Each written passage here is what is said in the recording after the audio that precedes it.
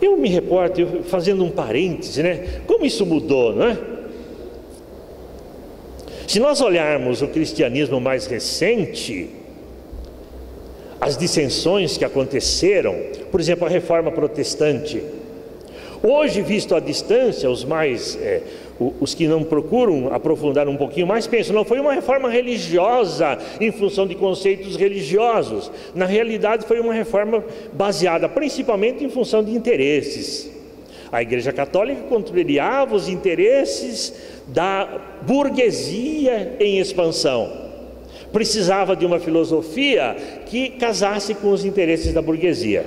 Claro que também questões religiosas foram importantes, mas o que levou ao sucesso da reforma protestante foram esses interesses. A partir daí, nós vemos as próprias igrejas protestantes tendo cisões inúmeras e sequentes, nunca em função da essência, mas de particularidades.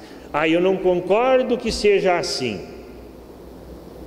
Isso não pode ser desse jeito, tem que ser daquele jeito. E se eu não concordo e eu não consigo impor a minha ideia, eu vou fundar uma igreja para mim. E nós vemos essa grande divisão de igrejas. A última onda foi a discussão em torno do pentecostalismo, a ponto até mesmo de igrejas tradicionais e do próprio catolicismo ter adotado o pentecostalismo. A revolução carismática nada mais é do que um pentecostalismo dentro da Igreja Católica.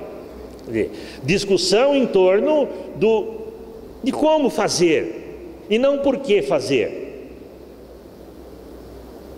O Espiritismo não fugiu a isso também, não. Não pense que eu estou aqui, desde o seu nascedouro no Brasil, principalmente, nós tivemos inúmeras discussões e o Espiritismo só conseguiu vencer graças a um homem extraordinário que todos nós veneramos, que foi o Dr. Bezerra de Menezes, que se impôs pela sabedoria, mas ainda assim não concordaram, fizeram um pacto chamado Pacto de Ouro. Não vamos discutir mais, mas não concordo. A partir daí também inúmeras cisões, né? As federações, a USE, depois a Aliança Espírita. Da Aliança Espírita saiu a Fraternidade dos Discípulos de Jesus, que agora já se cindiu também em duas. Claro, isso acaba sendo bom, porque acaba criando um leque maior de divulgação, mas também reflete esse mesmo comportamento nosso. E nós vemos nas casas espíritas também, às vezes, a pessoa não concorda com uma determinada coisa, já vai embora, já faz propaganda, acaba sendo bom, porque novos pontos de divulgação acabam surgindo, mas nunca essas discussões são em função do principal, em função da essência do que deve ser o Evangelho, do que deve ser a doutrina. Mas vamos voltar ao Paulo. E ele responde todas aquelas questões de uma forma sábia. Ele não deixa um questionamento sem dar uma resposta saudável, uma resposta clara, objetiva. E uma das discussões maiores que existia era quanto aos dons. O que são os dons? Para trazer para o Espiritismo, para que a gente entenda, um é passista, outro é médium de incorporação, outro é doutrinador, outro é médium que trabalha nas curas, e começa aquela discussão: quem é o melhor?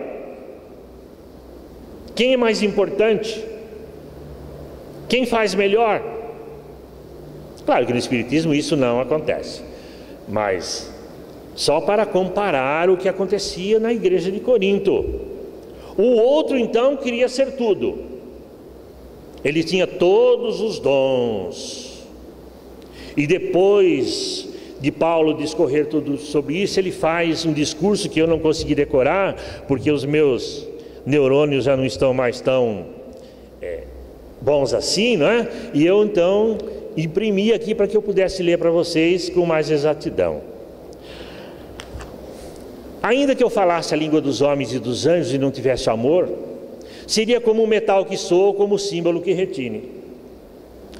Ainda que eu tivesse o dom da profecia e conhecesse todos os mistérios e toda a ciência, e ainda que eu tivesse toda a fé, de maneira tal que transportasse os montes e não tivesse amor, nada seria. Ainda que eu distribuísse todos os meus bens para sustento dos pobres, ainda que eu entregasse o meu corpo para ser queimado, e não tivesse amor, nada disso me aproveitaria. O amor é sofredor, é benigno, o amor não é invejoso. O amor não se vangloria, não se ensoberbece, não se porta inconvenientemente, não busca os seus próprios interesses, não se irrita, não suspeita mal, não se regozija com a injustiça, mas se regozija com a verdade. Tudo sofre, tudo crê, tudo espera, tudo suporta. O amor jamais acaba.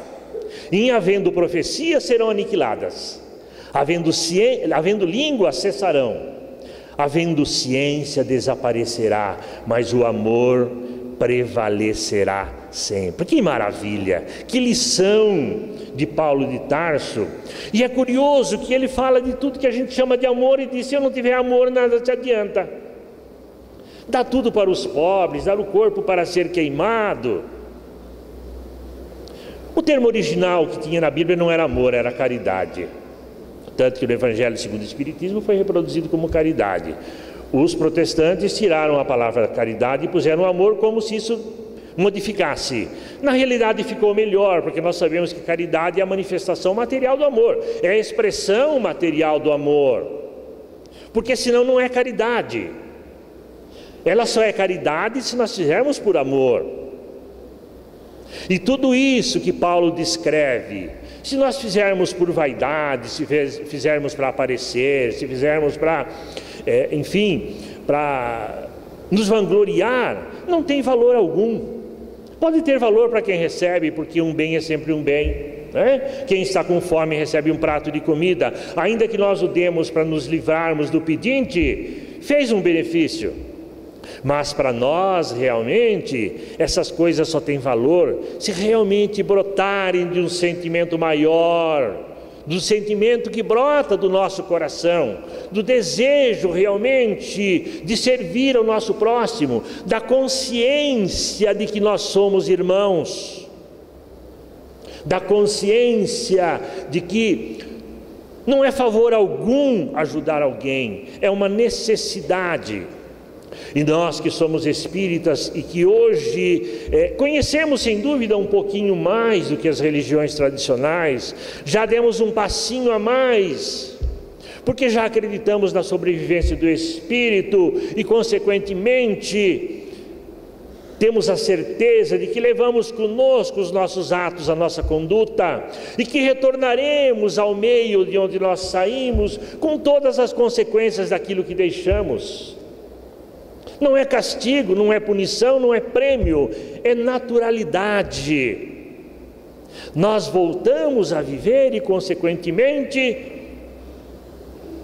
encontraremos aquilo que deixamos. Se plantarmos uma árvore na próxima encarnação, quem sabe nós possamos colher os frutos dela ou descansar à sua sombra.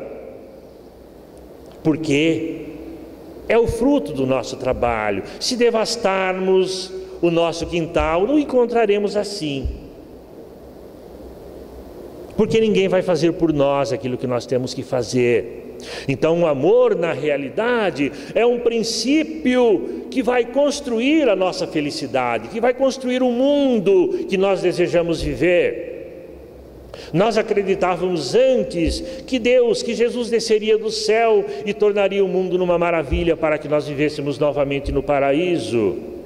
Hoje nós sabemos que com a graça de Jesus, com as bênçãos de Jesus, com o apoio e a orientação dos mentores que nos dirigem, nós estamos construindo esse paraíso para nós habitarmos.